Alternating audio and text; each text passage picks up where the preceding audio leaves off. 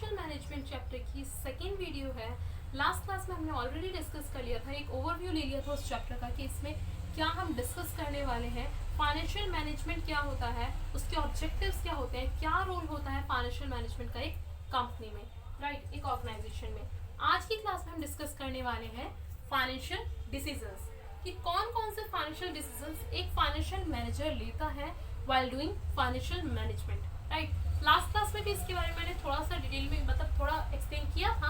अब आ जाते हैं इन्हें डिटेल में पढ़ लेते हैं, क्योंकि ये जो क्वेश्चन आपके एग्जाम में आएंगे कि कौन कौन से डिसीजन है, investment decision, dividend decision, financing decision, right. सिर्फ इनका मीनिंग नहीं आता, इनके साथ ये भी आता है कि ये डिसीजन क्या है, फैक्टर्स कौन कौन से हैं जो इन डिसीजंस को अफेक्ट करते हैं। यानी जब भी हम एक इन्वेस्टमेंट डिसीजन लेते हैं तो कौन कौन से फैक्टर्स ध्यान में रखे जाते हैं, कौन कौन से फैक्टर्स होते हैं जो हमारे इन्वेस्टमेंट डिसीजन को चेंज करते हैं, एज वेल एज इन डिसीजंस की क्या इंपॉर्टेंस है, क्यों इतना इन्हें इंपॉर्टेंट माना जाता है, फाइनेंशियल मैनेजमेंट को इतना इंपॉर्टेंट क्यों माना जाता है, वो सब हम यहाँ पर डिस्कस करेंगे।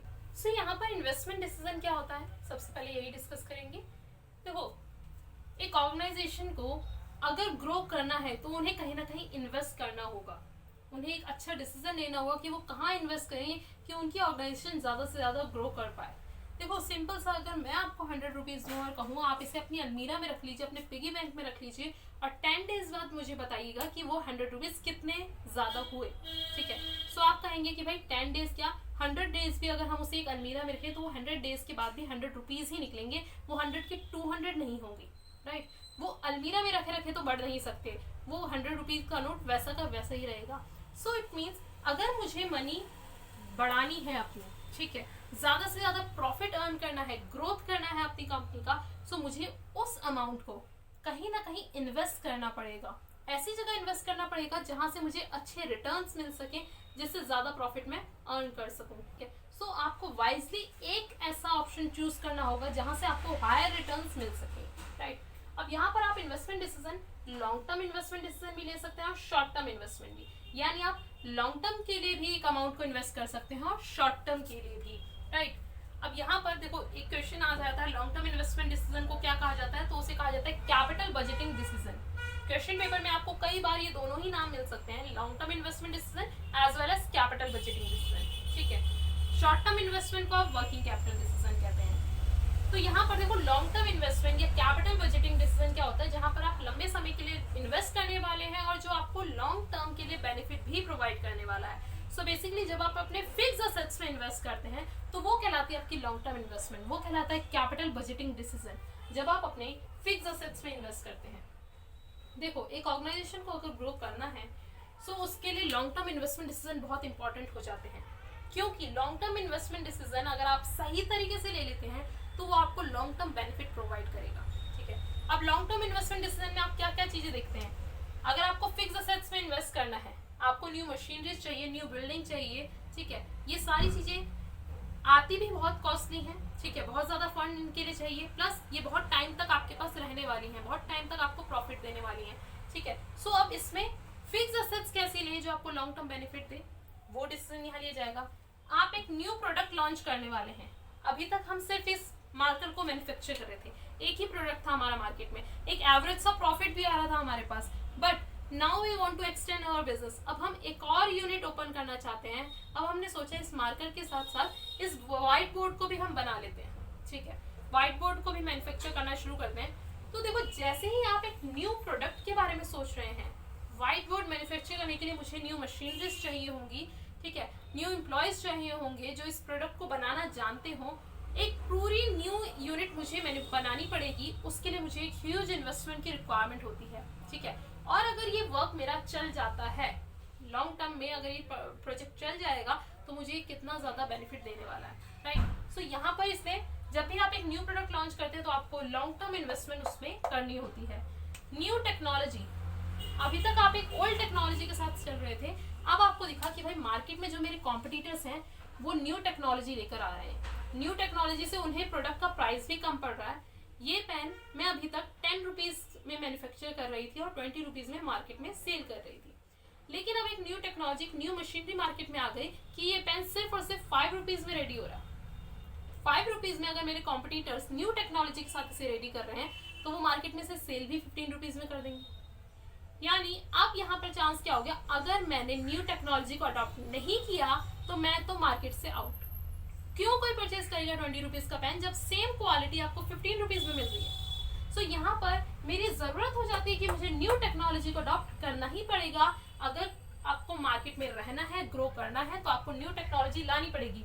अब वो न्यू टेक्नोलॉजी आपको 10 रुपए में तो नहीं मिलेगी, आपको लॉन्ग टर्म इन्वेस्टमेंट करना पड़ेगा, लॉन्ग टर्म फंड्स रेज करने पड़ेंगे, राइट। फिर आ जाता है एडवर्टीजमेंट। एडवर्टीजमेंट भी एक कंपनी को लॉन्ग टर्म बेनिफिट देता है। कोई भी ऐसा एडवर्टीजमेंट तो नहीं है जो सिर्फ आज आपने टीवी पर देखा और सिर्फ आपको आज ही याद रहेगा। हर एक एडवर्टीजमेंट आपको लंबे समय तक याद रहता है, ठीक है। वो फ्रीक्वेंटली आपको जब टीवी पे दिखाते रहते हैं ना, तो आपके माइंड में ऐसा एंटर कर जाता है कि वो आपको लंबे टाइम तक याद रहता है। देखो, आपको कौन सा सोप परचेज करना है, कौन सा शैम्पू परचेज करना है, ये आप डिसाइड नहीं करते, ये कंपनीज डिसाइड करती हैं कि आप कौन सा सोप और कौन सा शैम्पू परचेज करना है। आप ये कहोगे नहीं, हम तो बिल्कुल अपनी जो हमारी रिक्वायरमेंट होती है उसके अकॉर्डिंग डव शैम्पू या पैंटीन या फिर आपका लक्स, ठीक है, जो भी ये प्रोडक्ट्स हैं मार्केट में, ये आपको पता कैसे है? एडवर्टीजमेंट के थ्रू, ठीक है। एडवर्टीजमेंट अगर इनका आपको बार बार देखने को नहीं मिलेगा तो आपको इनके नाम भी याद नहीं रहेंगे। डव शैम्पू का इतना एडवर्टीजमेंट आपको हर एक टीवी चैनल पर दिखेगा, ठीक है। सो वो जो एक इमेज है ना, वो आपके माइंड में आ चुकी है। यानी जब भी आप एक शैम्पू परचेज करने जाएंगे तो सबसे पहले आपके जो मुंह में नाम आएगा एक शैम्पू का, तो आप क्या कहेंगे? डव शैम्पू, ठीक है। सो यहाँ पर जब आप एक चीज को बार बार रिपीटेडली देखते हैं ना, तो वो प्रोडक्ट आपके लिए ऐसा हो जाता है कि हाँ, उसकी डिमांड बढ़ना मतलब बहुत कंपलसरी हो जाता है कि जितने लोग, करोड़ों की जनसंख्या हमारे इंडिया में, करोड़ों लोग देख रहे हैं, तो डेफिनेटली उसमें हाफ ऑफ पॉपुलेशन तो ऐसी होगी जो उस लगातार ऐड को देखकर उसी प्रोडक्ट को परचेज करेगी, ठीक है। सो यहाँ पर एडवर्टाइजमेंट पे लोग बहुत ज़्यादा एक्सपेंड करते हैं, बहुत बड़ा मतलब अमाउंट इसमें इन्वेस्ट किया जाता है। इस टाइम पर आप देख लीजिए, कोई भी न्यू प्रोडक्ट आता है या इस टाइम पर वी की एड सबसे ज़्यादा मतलब मोस्ट इरिटेटिंग एड है टेलीविज़न पर, बट वो एड ऐसी है कि आप उसे इग्नोर नहीं कर सकते। हर एक पर्सन को पता है कि वी की एड मतलब कोई ऐसा नहीं होगा जिसने वी की एड ना देखी हो, राइट। सो उन्होंने एडवर्टाइजमेंट पे इतना खर्चा किया, टीवी पे ऐड आ रही है, आपके सोशल साइट्स पर ऐड आ रही है, जगह जगह होर्डिंग्स लगे हुए हैं वी के।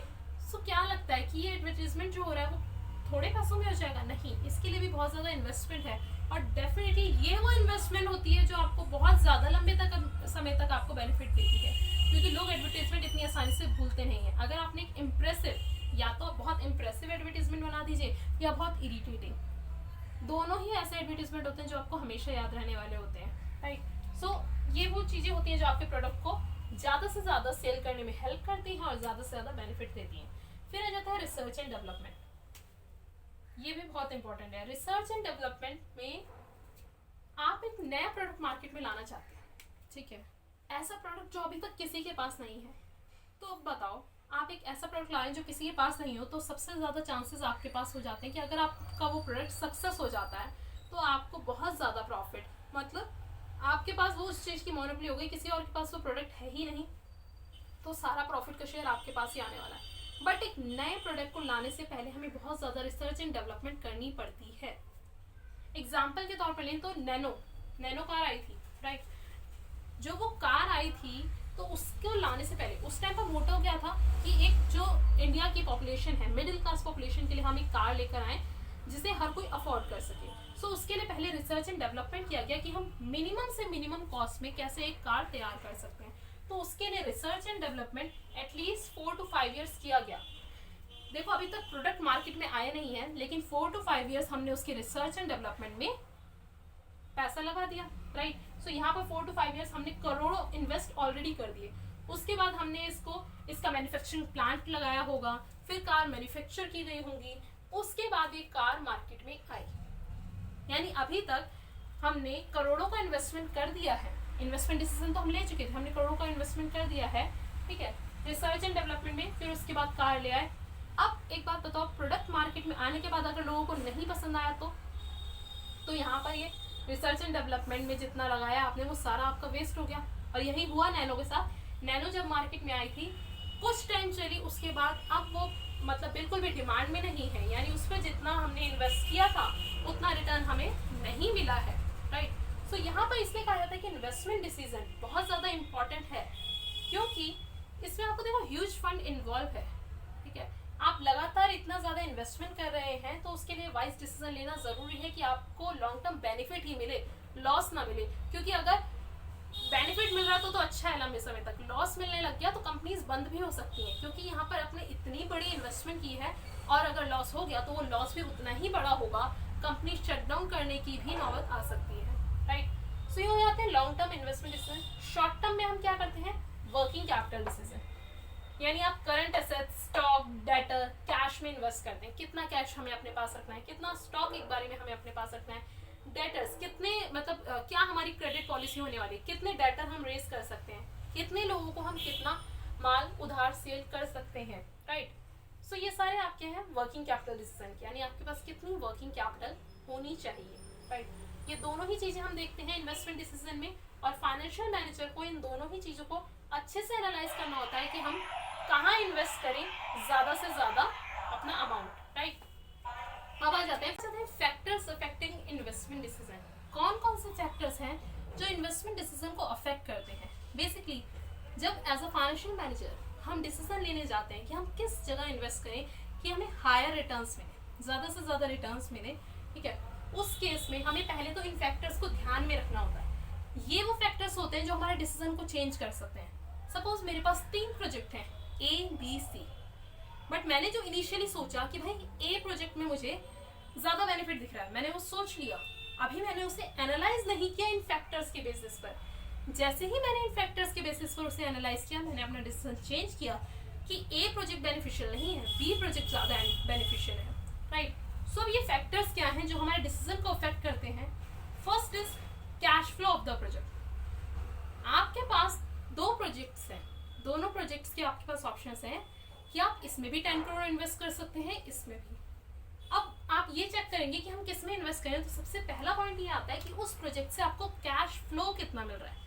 कैश फ्लो का मतलब है रेगुलर आपको उससे कैश कितना जनरेट हो रहा है। एग्जाम्पल से समझते हैं, सपोज आप प्रोजेक्ट A और प्रोजेक्ट B है आपके पास, ठीक है, दोनों में इन्वेस्ट कर सकते हैं 10 करोड़, दोनों ही आपको सही लगते हैं, बट क्योंकि आपने देखा कि भाई दोनों में से मैं एक ही में इन्वेस्ट कर सकते हैं, 10 करोड़ ही आपके पास, दोनों में तो इन्वेस्ट नहीं कर सकते, आप A या B में से एक ही चीज सेलेक्ट करेंगे। कौन सा प्रोजेक्ट सिलेक्ट करें, यहाँ पर आपको पता लगा कि अगर हम A प्रोजेक्ट में इन्वॉल्व करते हैं, मतलब इन्वेस्ट करते हैं, तो आपको 5 इयर्स में, ठीक है, आपको 5 इयर्स में यहाँ पर 3 करोड़ एवरी ईयर आपको मिल जाएंगे, ठीक है, 3 करोड़ 3 करोड़। सो एट द एंड आपके पास 5 इयर्स में कितना अमाउंट आ जाएगा, एट द एंड आपके पास 15 करोड़ आ जाएगा, यानी आपने 10 करोड़ इन्वेस्ट किए, टोटल आपके पास 5 इयर्स के बाद 15 करोड़ आने वाला है, ठीक है। और वो 15 करोड़ ऐसा नहीं है कि आपको एक साथ 5 इयर्स के एंड में मिलेगा, आपको एवरी ईयर 3 करोड़ मिलते जाएंगे, यानी आपकी investment with in a year आपको कैश जनरेट करना शुरू कर देगी। 10 करोड़ आपने इन्वेस्ट किए, फर्स्ट ईयर में आपको 3 करोड़ मिल गए, जिससे आप अपनी अदर जगह इन्वेस्ट कर सकते हैं, अदर रिक्वायरमेंट्स को फुलफिल कर सकते हैं। सेकेंड ईयर में फिर आपको 3 करोड़ मिल गए, थर्ड ईयर में फिर 3 करोड़। तो ऐसे मुझे दिखा कि हाँ भाई 10 करोड़ में टोटल मेरे पास 15 करोड़ आ रहा है, यानी सीधा सीधा मेरा प्रॉफिट कितने का हो रहा है, 5 करोड़ का। फिर वहीं अगर हम B प्रोजेक्ट के देखें, तो B प्रोजेक्ट ने कहा कि हम भाई पहले 2 साल तो आपको कोई रिटर्न नहीं देंगे, ठीक है, पहले 2 साल कोई रिटर्न नहीं मिलेगा, third fourth fifth, third year में भी आपको 1 करोड़ का रिटर्न मिलेगा, फोर्थ में आपको 2 करोड़ का रिटर्न मिलेगा, और एट द एंड आपको फिफ्थ ईयर में हम 10 करोड़ का रिटर्न देंगे, ठीक है।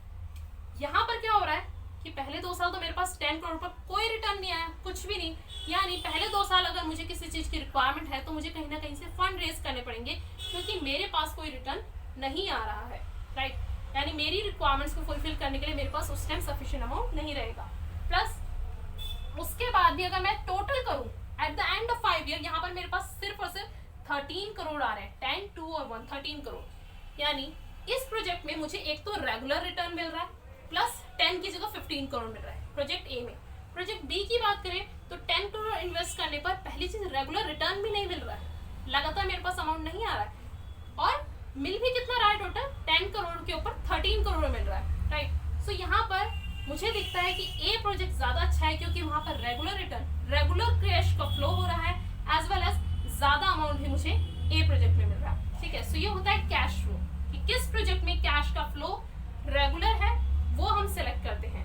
सेकेंड आ जाता है आपके पास rate of return. Rate of return यानी रिटर्न आपको कितना मिल रहा है, 10%, 15%, 20%। अब ये आप देखेंगे कि आप जहां इन्वेस्ट कर रहे हैं, प्रोजेक्ट ए में 10% रिटर्न मिल रहा है, प्रोजेक्ट बी में 20% मिल रहा है, प्रोजेक्ट सी आया वो 15% दे रहा है, तो डेफिनेटली मेरे को दिख रहा है कि भाई जिसमें 20%, जिसमें हायर रिटर्न मुझे मिलेगा मैं उसमें इन्वेस्ट करूंगी, राइट। Investment criteria involve. अब इन्वेस्टमेंट करते वक्त हम और भी क्राइटेरियाज को यहाँ पर ध्यान में रखते हैं, ठीक है।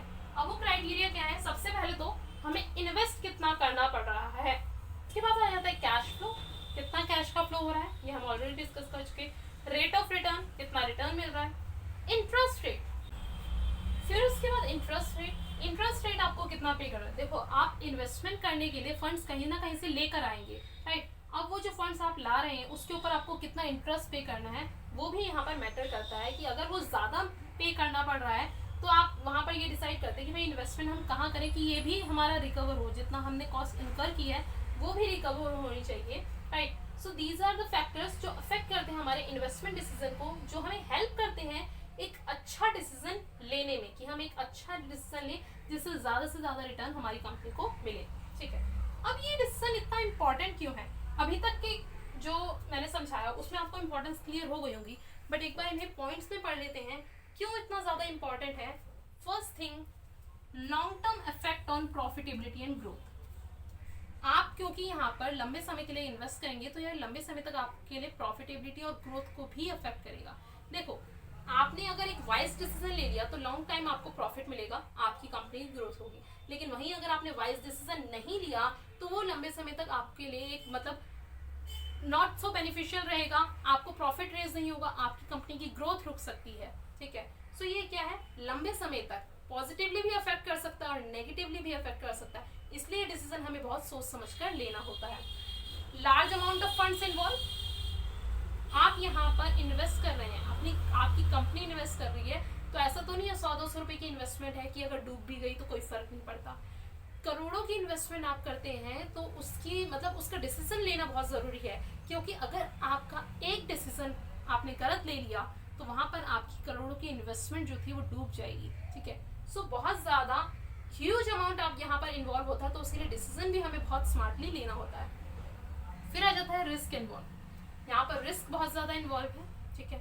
रिस्क इन्वॉल्व है क्योंकि आप करोड़ों की इन्वेस्टमेंट कर रहे हैं। दूसरी चीज, वो करोड़ आप कहीं से लेकर आए हैं, कहीं से आपने फाइनेंस कराया है, उसके बाद आप उसे कहीं इन्वेस्ट कर रहे हैं, तो सिंपल सी बात है, अगर वाइज डिसीजन लिया तो सब चीज वेल चलती रहेगी आपकी, आपको प्रॉफिट भी रेज होगा, आपने जहां से वो अमाउंट लिया आप उन्हें भी पे कर पाएंगे। बट अगर आपने एक गलत डिसीजन ले लिया, आपने मार्केट से बहुत सारा पैसा उठा भी लिया, उसे इन्वेस्ट भी कर दिया, बट वो इन्वेस्टमेंट डिसीजन हमारा गलत हो जाता है, तो अब क्या होगा, यहाँ पर आपके ऊपर बहुत बड़ी लायबिलिटी खड़ी होगी, ठीक है। पहली चीज, आपको प्रॉफिट तो मिला ही नहीं, दूसरी चीज, जिन लोगों से आपने फाइनेंस करवाया है उन्हें आपको पे तो करना ही पड़ेगा। अब आप अपनी एसेट सेल करके करें चाहे कैसे भी करें, लेकिन आपके लिए बहुत बड़ा रिस्क हो गया, आपका बिजनेस पूरी तरह बंद भी हो सकता है, आप बैंकरप्ट भी हो सकते हैं यहाँ पर, क्योंकि इतनी बड़ी इन्वेस्टमेंट आप कर रहे हैं, बहुत ज्यादा फंड्स आप इन्वॉल्व कर रहे हैं। सो जब वहां पर आपको बहुत ज्यादा लॉस हो जाता है तो बैंकरप्ट की सिचुएशन भी आ जाती है, राइट। सो रिस्क बहुत ज्यादा इन्वॉल्व है। उसके बाद है इररिवर्सिबल डिसीजन। आप डिसीजन एक बार लेकर चेंज नहीं कर सकते। जैसा मैंने नैनो में एग्जांपल दिया था कि नैनो कार के लिए रिसर्च एंड डेवलपमेंट हुआ, उसके बाद मैन्युफैक्चरिंग यूनिट बनाई गई, कार्स मैन्युफैक्चर किए गए, तब जाकर मार्केट में कार आई, और फिर मार्केट ने उसे इतनी अच्छी तरह एक्सेप्ट नहीं किया जितना उसके जो कंपनी के ओनर्स थे उन्होंने सोचा था। तो अब क्या आप वापस जाकर रिसर्च एंड डेवलपमेंट बंद करा सकते हैं? क्या आप वापस जाकर मैन्युफैक्चरिंग यूनिट बंद कर सकते हैं? क्या आपने जो करोड़ों रुपए पहले ही इन्वेस्ट कर दिए उन्हें आप वापस ला सकते हैं? नहीं ला सकते, वो इररिवर्सिबल है, क्योंकि वो तो कॉस्ट आप लगा चुके हैं, ठीक है। सो अब यहाँ पर जो आपको करोड़ों का लॉस हो गया उसे आप वापस नहीं ला सकते किसी भी रूप में, राइट। सो ये इररिवर्सिबल डिसीजन है, तो जिस डिसीजन को आप बदल नहीं सकते उसे हमें बहुत ज्यादा सोच समझ कर लेना होगा, क्योंकि एक गलती बहुत भारी पड़ सकती है यहाँ पर, right. So this is all about investment decision, कि हमें इन्वेस्टमेंट डिसीजन किन चीज़ों को सोच कर लेना चाहिए, कौन से फैक्टर्स उसे अफेक्ट करते हैं, क्यों ये इंपॉर्टेंट है एक ऑर्गेनाइजेशन के लिए। आई होप आपको इन्वेस्टमेंट डिसीजन अच्छे से क्लियर हो गया होगा।